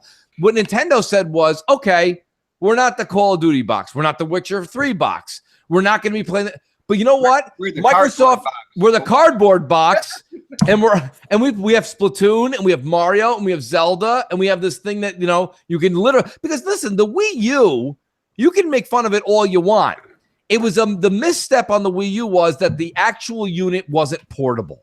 Yeah. And now which is why all the software is getting ported over to the Switch. Exactly. Because people like the idea. Yeah, people like the idea of the Wii U, but they like the idea of, hey, the full second screen deal, right? Like, because they advertise it, take it with you, and then like you could only get 10 feet away, and it stopped working. Like, hey, if your parents are busy on the TV, you don't even need a damn TV. Just play it on this, right? But it was kind of half baked because some things you still needed to see the screen. There was only one. You couldn't even buy a second. A screen like that you were supposed to be able to. Yeah. So that was like, and to their credit, they learned and adapted, and now they got themselves another Wii situation where they got a bona fide hit. They do. And not only is that a hit, but the DS and the 3DS or 2DS or all that combined shit, they had their best year of sales last year with that than they've had in the previous 3 years. So they've got 2 things that are selling extremely well, like dominating the market, literally.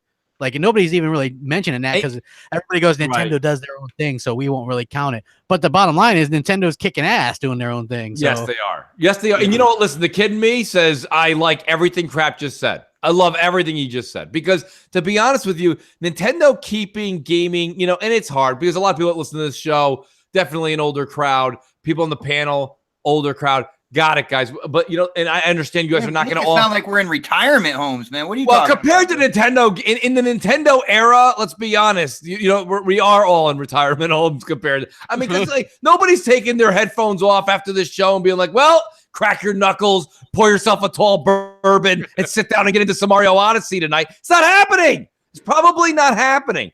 But, I mean, the thing about it I like to see that they're still reaching out to the youth.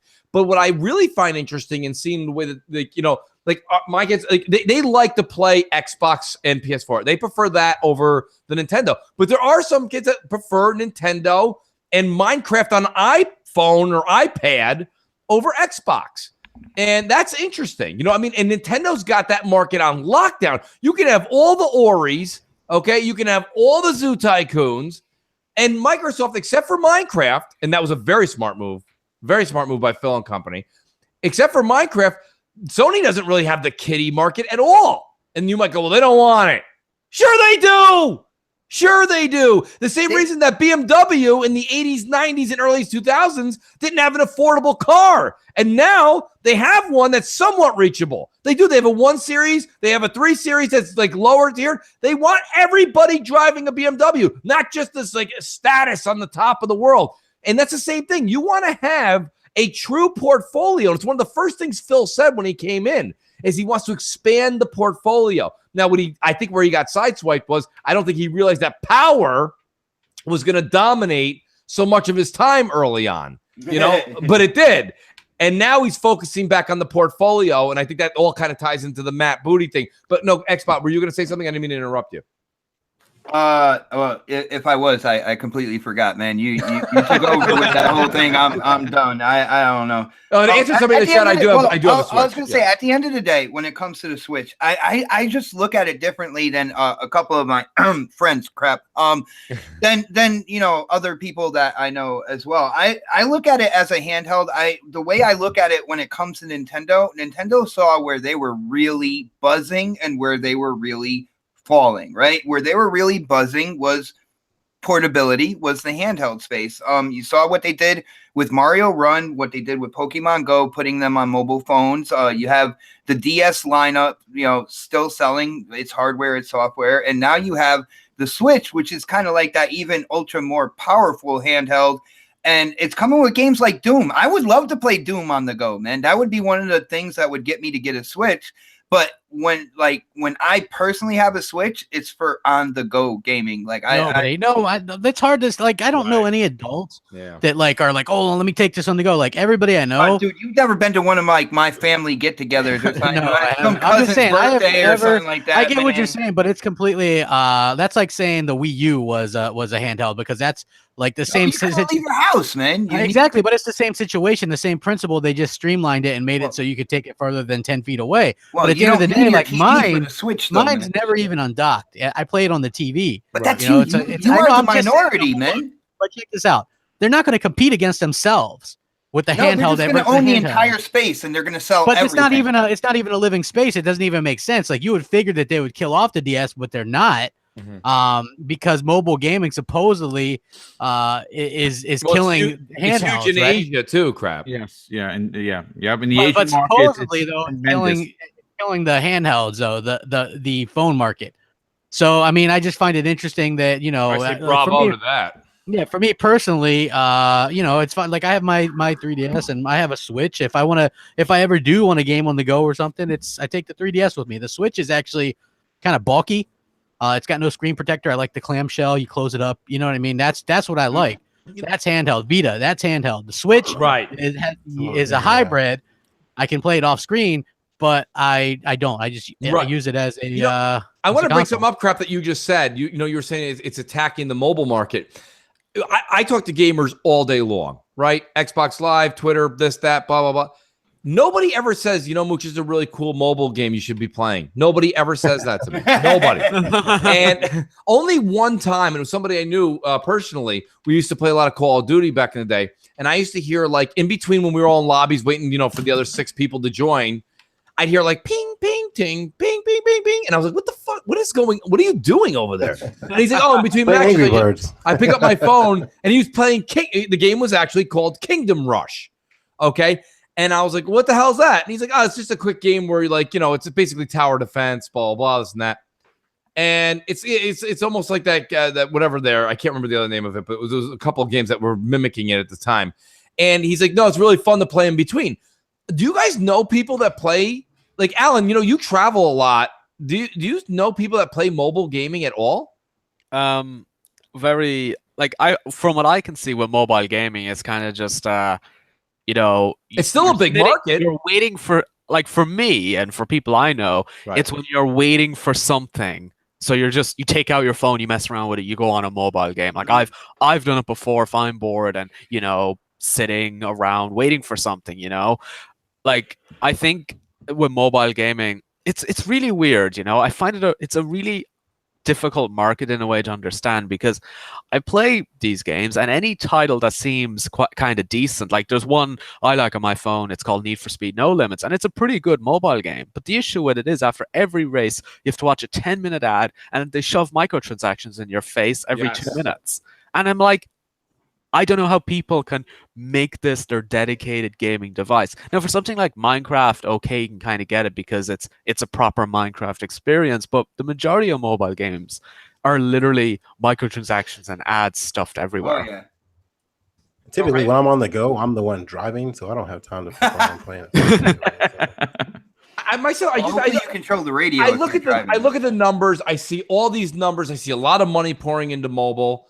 And no one ever talks in this whole gaming world that we know. Nobody ever says, "Oh, well, you know what I do in between load times in a game or while I'm waiting for someone is I pick up my phone and I play fill in the blank." Now, a lot of people here in the chat are saying, "Mooch, you really need to look at Clash Royale," which I believe I know what that is, only based off of commercials. But nonetheless, like, and a lot of them are free to play. But Alan, that's the whole like catch. That's right? the whole business. It's free, and if you want to get rid of those damn interruptions, pay the man, right? Yeah, you gotta pay up. I mean, I just think that's interesting because it is such a massive market, and we have so many people in the gaming world, and everyone that I know that's in the gaming world. Granted, we're majority console gamers, but nobody plays mobile gaming, and a lot of it they're like, well, that's the Candy Crush market. Well, damn, somebody should have came up with that sooner. I mean, that's just it's amazing to me.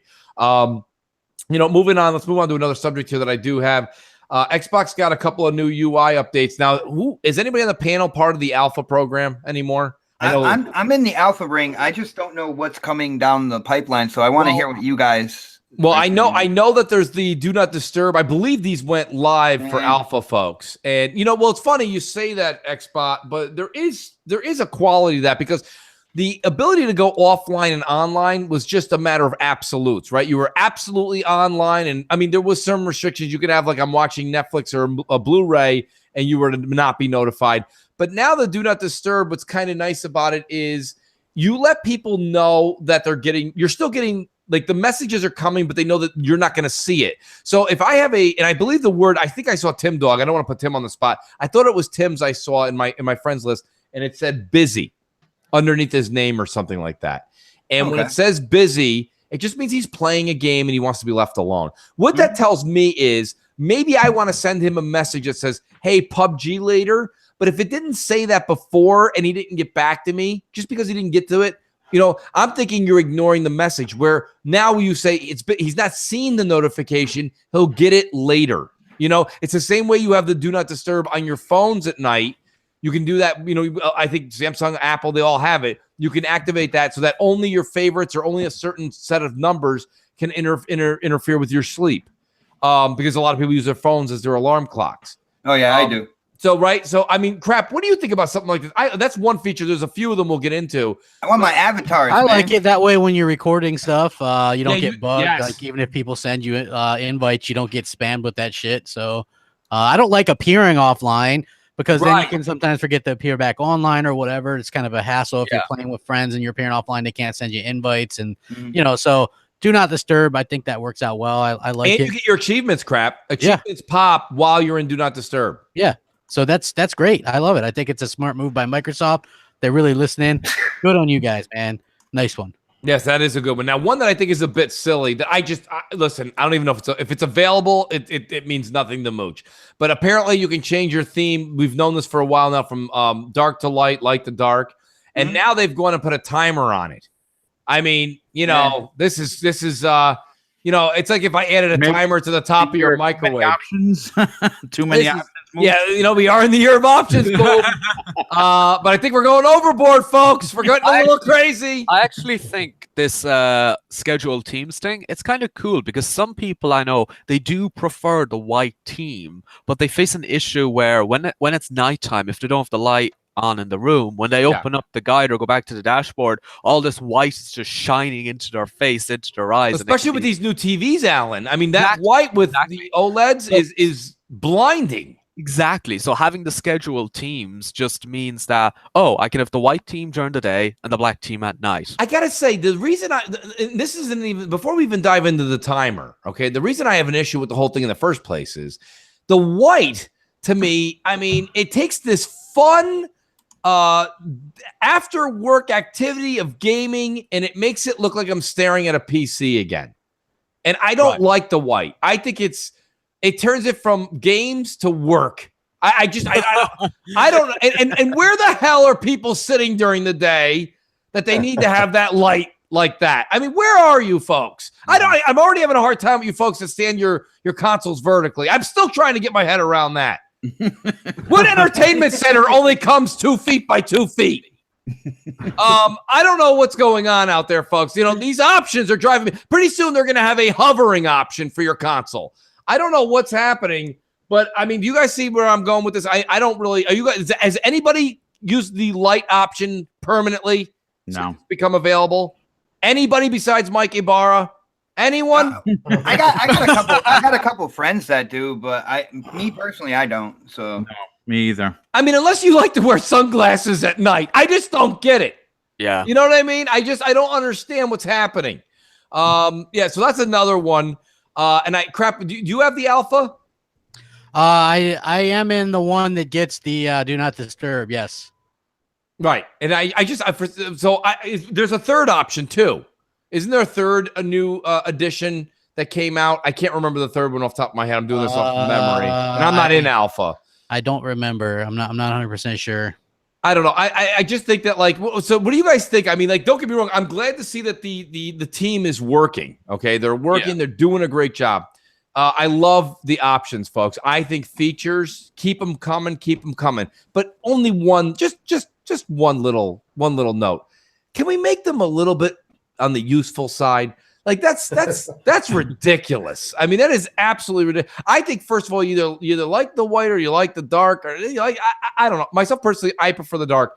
I don't want anything to do with that white background. That thing is that takes it almost rips the fun right out of your time on your console. It's like, anybody want to do a Word document? Anybody want to get into an Xbox Live chat and do a Word document? No? Okay. Yeah. All right, we'll move on. Well, it looks like we don't. I mean, that's my whole take, and I don't know. Apparently, nobody has any comment on this. It's all right. I feel like Rodney Dangerfield. Talk about it. I think overall, this is just a small update to start the new year. Just a couple of small, tiny features, and just to kind of get things started off with. It's definitely the people who'd be excited for some of these features. It's definitely, I think, a niche audience. Right.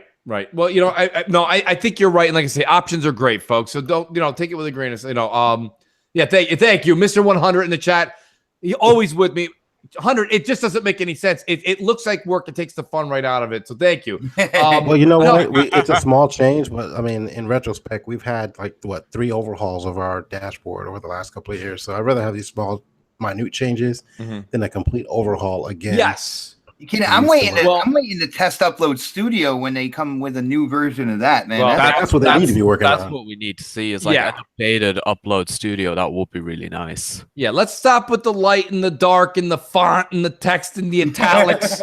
Okay, this is ridiculous. We're turning now have your UI in calligraphy. Yeah. You want that? Next month's update is going to turn this thing into a word processor. It doesn't, I don't know. Who cares? My whole thing is that getting into something else here. There's a big sale going on with the Xbox Live, deal. All the shitty indie games you can buy. Well, there's the shitty indie games crap, and there's also a sale on Ubisoft games. But the problem I have is they're doing a huge push on the Far Cry series, and I love that. I skipped Far Cry 4, folks. All right, that's out there, and I didn't play Prime. Well, I played the shit out of 3, boom. I can't see the need for Primal. So Primal didn't exist to me. Now 5 I'm getting hook, line, and sinker, but I'm not gonna go buy 4. 4. I think 4 is on sale for $8 or something. I don't even know what it is. It's cheap, $10. I don't want to play. Why would I play 4 14 minutes before 5 comes out? It's the same game. Right, you take over bases, you destroy different animal skins, you build pouches, you kill bases. It's the same thing. And it's business at the end of the day. I mean, you got Far Cry commercials and stuff like that, and you got to. At the end of the day, they're trying to make money. So if you have the newer commercials out, throw a sale out here for 4 and whatnot, and there's some people who aren't gonna really know any better who are just going to pick it up anyway, man. Yeah. Now, what do you guys do that are multiple console owners? I know Boom. I know Crap is. I know Xbot is. Pred, I don't know. Pred, do you have a PS4? Yep. Okay, so Pred and Alan, how about yourself? Yeah, I have a Xbox PS4 Switch. Okay, so question being is, Far Cry 5 is a great example. It's coming out during the whole madness that is possible. Sea of Thieves is definitely coming out. That's coming out. Then you've got God of War down, 3, 4, 8 weeks from then, who knows? And then you've got State of Decay 2. My point being is this. where do you buy Far Cry 5? Do you buy it on the Xbox One because it's going to be the best version? Or do you say, you know what? I'm going to buy this one. I'll buy Far Cry 5 for the PS4 because I'm buying pretty much everything else this spring on the Xbox One. I mean, do you guys even, the reason I say that is like, people say I have an alarm clock, but I keep it across the room so that I get up to actually shut the damn thing off. If I don't buy anything over there, I'll never get up to use the goddamn PlayStation 4. So what I'm wondering is there ever a game that you guys will maybe this spring be purchasing for the PS4? Maybe Far Cry 5 is not really high on your I gotta play it list. So you're like, well, I'll buy that one for the PS4 because frankly, I don't give a shit. Well, I'm going to just jump in real quick. Sorry. Yeah, no, go ahead, man. I think I can. I'm not speaking for the whole panel. I'm going to speak for myself, but I'm going to try and maybe speak for the community as well. I don't think that if you're a gamer, you could logistically purchase another third-party title on anything but the X moving forward. I don't care. I don't care if you don't have a turn on your PlayStation 4 again. Now, again, if you have everything, you're going to put your PlayStation 4 on for Detroit Become Human if you buy it, or God of War, or Days Gone. We'll play them then. And of course, like me and Crap, we are still using it for VR. And Mooch, you as well, you're using it for VR. Yes. You will turn on your system. But I mean, look, this whole resolution gate thing that happened that we're not going to talk about, you would have to really be of PlayStation. In order for you to do that, you'd have to say, I love the PlayStation controller more than I like the Xbox One controller, and I'm going to buy it for that. That is the only way I can see that ever happening again with any third-party game. No, I think, and go ahead, Xbox, go ahead. No, I was gonna say I think at the end of the day, because I bought multiplats this entire generation on my Xbox. The PS4 is for kind of like the exclusives. I'm playing Gang Beasts right now. I'm looking forward to Spider-Man. God of War, I'm really concerned about, man. I can't freaking jump in that game. Like, I like the God of War 3 remaster, but when they're telling me, they're gonna completely flip that around, I'm a little concerned about that. But at the end of the day, I'm so invested in the community that is on Xbox that even with my multiplats, it could be a single player game.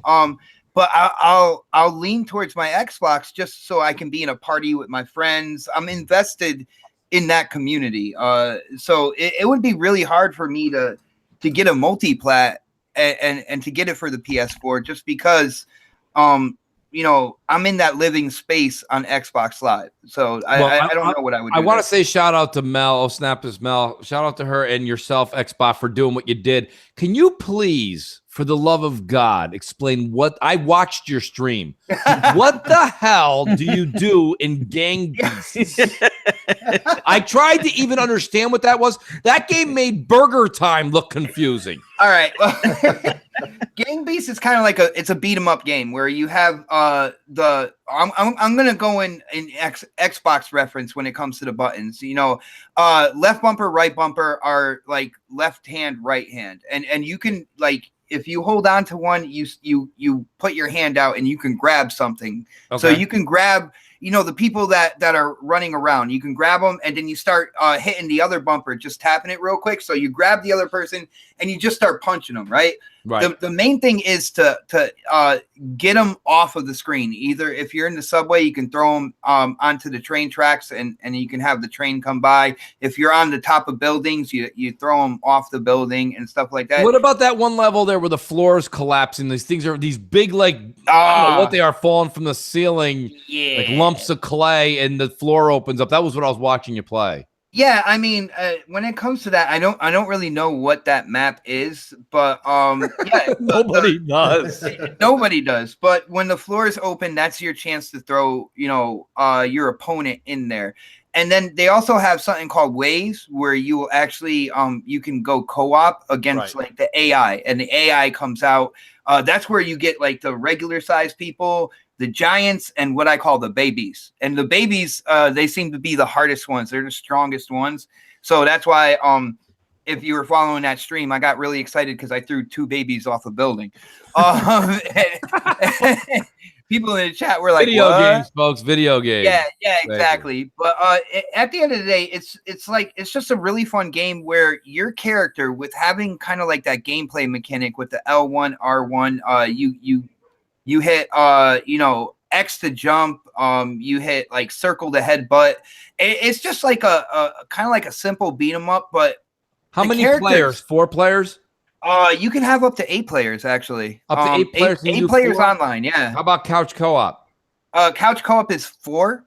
You can have 4 people.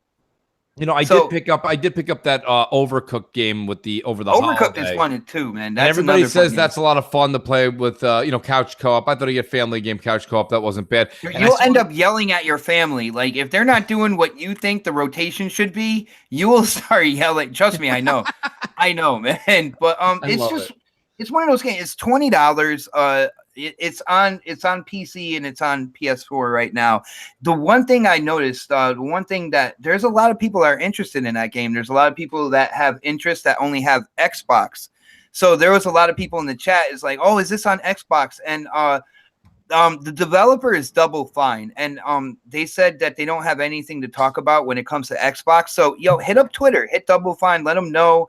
It's not on contract or anything. It can come to Xbox. If is that really Tim Schafer's? Yeah, that's Tim Schafer. Yeah, okay, this company.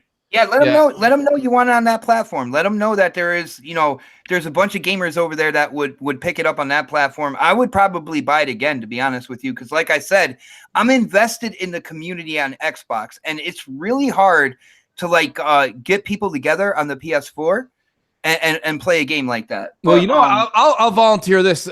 We'd have to set it up ahead of time, but if you ever do that on like a Saturday night, or you ever want to do something related to that, I would stream it with you and Mel, and I'm sure we can find a 4th. Oh, nice. That would be awesome. We'd have to peel snaps off the walls. She likes to climb away. She likes to jump and climb up the walls and get away from everybody. So I will peel her off, and then we will beat the crap out of her and throw her off a building. Okay? Nice, very good. And I'll end it on, people always like to end these podcasts. A couple times we've kind of nerded out. We did a Star Wars thing one time. We did a Marvel DC thing on the show, and people were really just loving it. Just real quick, there's been some very positive buzz on Twitter about the second trailer for the Tomb Raider movie. It looks good, man. Now, I haven't seen it yet, but guys, what was the difference between the first and the second? What's turning heads now? It's I think the other one, the first one was more or less a teaser, and some of the parts they didn't really look like big budget enough for some people, but at least with this one they showed more emotion. They kind of unraveled the story more. They showed they showed different aspects that to me it goes back to the reboot of Tomb Raider. Yep. You know what I'm saying? And you can see that correlation there, and you can see I played that reboot. I thought that game was phenomenal. I like the story behind it. I like how they rebooted it, and you can see kind of that soul in this movie, which it has me interested now, man. Yeah, no, I mean, myself personally, I've always been concerned with this. It goes for video games that are made of movies, and then movies that are made from video games. Like Michael Fassbender, I can't remember his name, the gentleman who played Magneto in the newer Fassbender. Thank you. Outstanding actor.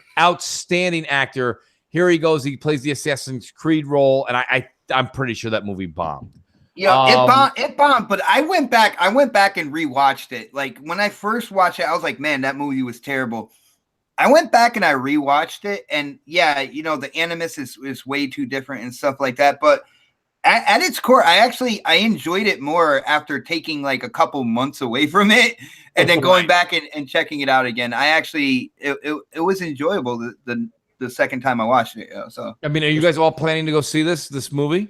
Oh yeah, for sure. I mean, no doubt about it. I mean, and Bot hit it right out of the park. When you're watching this new trailer, if you played the original, the reboot, you feel like you're kind of watching the game unfold in a movie format.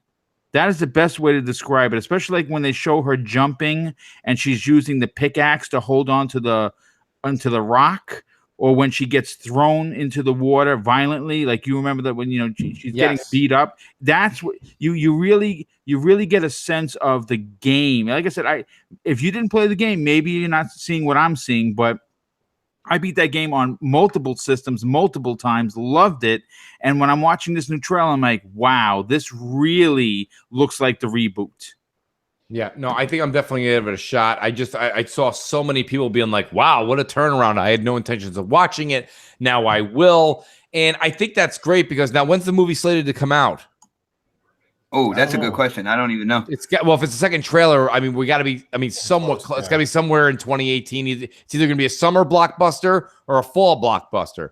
I'm leaning more towards, I think, summer for the second trailer, which would be great. I mean, I know this has nothing to do with each other, but if Microsoft comes out and starts talking about Tomb Raider, Shadow of the Tomb Raider, and that is theirs for an extended period of time for some such reason, and that movie comes out, it's just nice to have, when you have something that's hand in hand and they're both quality, it's kind of like Star Wars really Star Wars really had a problem this year, right? I mean, you had the fiasco with the loot boxes on the game side, and then you had the fiasco with the true Star Wars fans and the debacle that was with the writers and the director did, going forward with episode 8. So, Mooch, real quick, I'm sorry. Go ahead.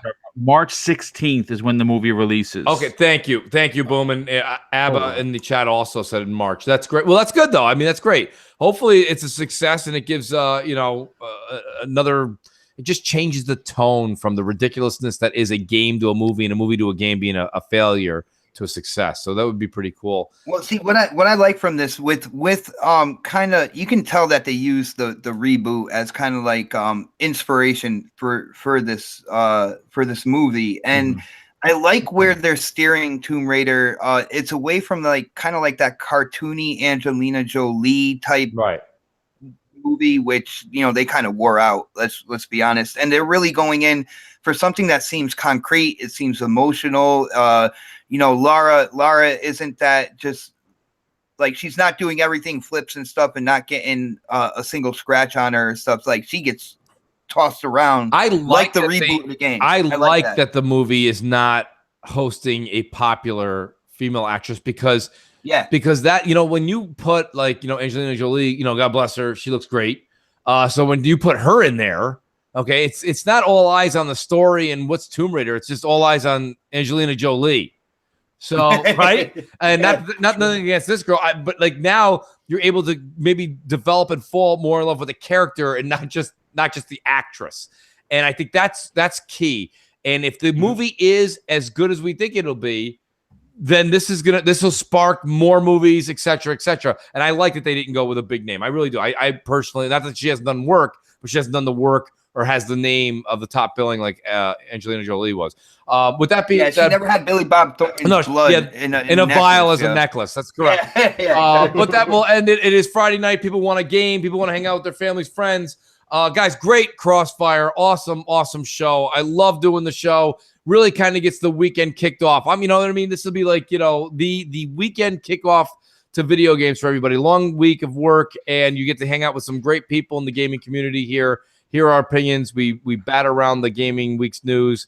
And with that being said, I'll go in reverse order here. Alan Walsh from FullThrottle.com. Alan, thanks for being here today. Your input was beyond resourceful. Thank you. And where can people find you?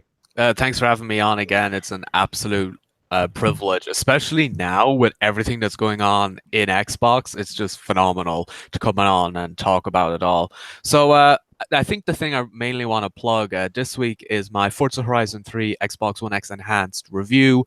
It goes through the update. It goes through all the changes, all my impressions of the enhanced version of Forza Horizon 3 and why you should check it out. It's on fullthrottlemedia.co.uk. It's the first article on there. And all the photographs inside that article are ones I've taken myself in 4K on One X. So to give you a really good idea of how it looks. And it's just phenomenal. So please check that out and let me know what you think. Awesome. And everybody do go and follow Alan. He's at Beetle Comet. That's BeetleComet. Does a hell of a job. And I just think it's crazy that if you're not following him, you should be, especially if you happen to be a Forza fan. Alan, thanks for being here tonight. Really appreciate it. Our other special guest was my buddy in action all the time, Predator H2O. Pred, thanks for being here tonight, man. Always good to get your insight on games. I love the way you take the industry because, well, generally I just agree with you, buddy. So where can people find you on Twitter and YouTube? Predator_H2OS on YouTube, on Xbox Live, on PlayStation 4. Next podcast tomorrow, Saturday, I think it's 7 p.m. Central Time. And Yes, regular guest here every now and then. So other than that, that's it. So you guys can find me. Awesome, Pred. Thank you so much. And now to my usual suspect, Senor Bombastic Boom. I don't even have to ask for your opinion. You're chiming in. You're a freaking superstar, buddy. Where can people find you, bro? Well, easily. First of all, thanks again, Mooch. I really appreciate that. You can find me on Twitter at Mr. BoomstickXL. You can find me also on Wednesday mornings on Coffee Casuals and Consoles on Mel's channel.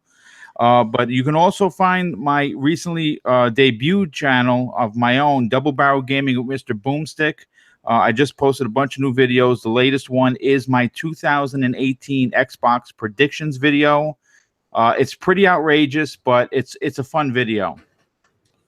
Buddy, outstanding stuff. Like I said, your stuff just gets, and I love your titles. You kind of rope people in. You might have learned from the guru himself, D Crap Gamer. Oh yes, absolutely. Yes, yes. You got me clicking away. You and Crap, I'm clicking. I know you guys. I know what you're writing, and I'm still clicking. It's working, folks. It's working. I love it. My buddy Xbot448, he's got something big cooking tomorrow. Xbot, where can people find you? Yes, sir, man. I mean, we have to do next podcast tomorrow because Pred is getting frustrated over birthdays and stuff like that. So, I got to make sure the panel is happy here. Yes. But yeah, I've been telling people the entire time, follow me on Twitter. It's at Xbot448. I do have a YouTube channel. I am on a bunch of live shows throughout the week. And if you follow me on Twitter, I will share the links when we go live. I will, of course, share my videos when they go live. And so that would be the best place to catch all my content. It has been an absolute blast. Another Friday night in the books. It was straight fire. The chat was awesome. Thank you, guys. I had an absolute blast tonight. Yeah. Awesome, Xbot. And you honestly, hell of a job tonight yourself, buddy. Really keeping that conversation flowing. Love it, love it, love it. And last but certainly not least, Crap Gamer. Crap will probably be most likely on PUBG if he's not already on PUBG. Yeah. That's where you'll find me. I'm about to head there right now. So nice. And then we've got MNC Mornings Sunday morning. Yep. 11 o'clock, we're going to have a top 10. We're going to have a lot for you guys. We did actually, just a quick plug for the Patreon. The link is in the description. We did a Patreon episode of MNC Evenings, which is going to be, it's for Patreon only now, and next week it'll appear on the MNC Mornings YouTube channel. Guys, thank you so much. We'll do this again next week. Can't thank everyone enough. Enjoy your weekend.